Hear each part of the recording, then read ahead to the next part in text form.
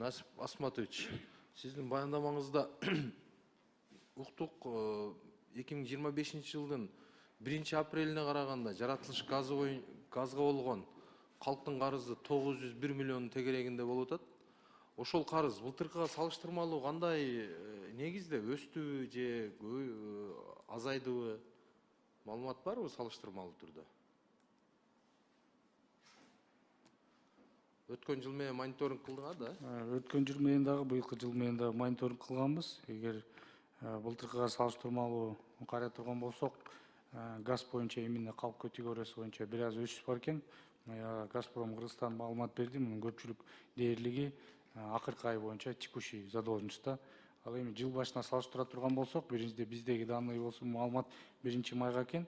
Именно калк категориясын ала турган болсок, бүгүн 1 майга карата жаратылыш газына населениянын карызы 569 миллионду түзсө, бул көрсөткүч 1 январга карата 1 миллиард 33 миллион түзгөн, же болбосо 463 миллион 797 миллион сомго же 44,9%га азайды.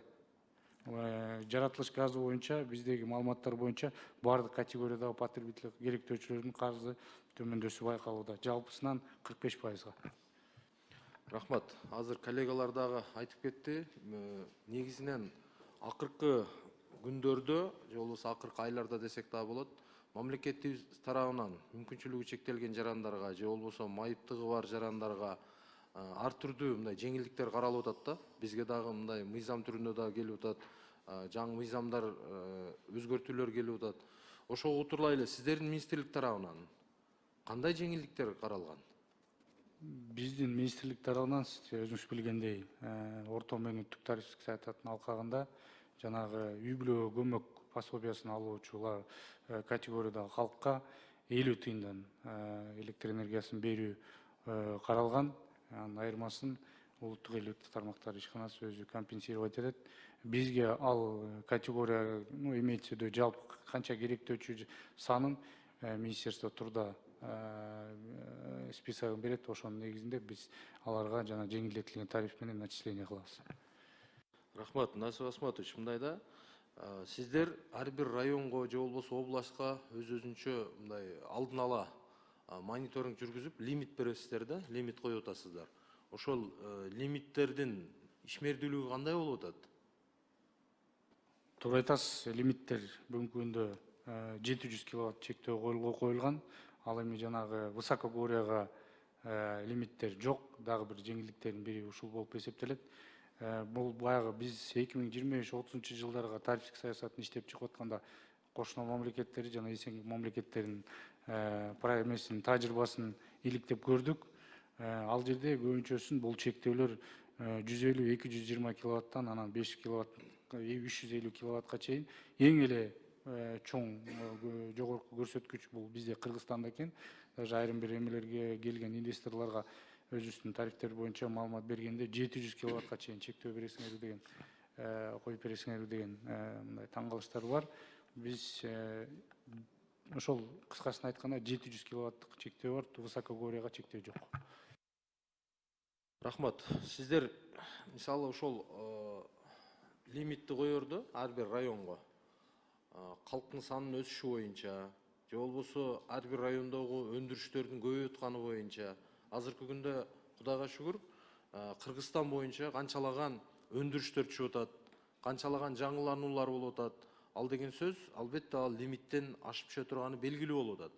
Бирок мисалы сиздер былтыркы жылкы бир районго, мисалы бир эле мисал катары айтайын, Кара Суу районунда мисалы былтыркы 24-жылдын 1-3 ай аралыгына канча лимит койсоңор, 25-жылда эле ошол эле лимитти берип атасыңар да.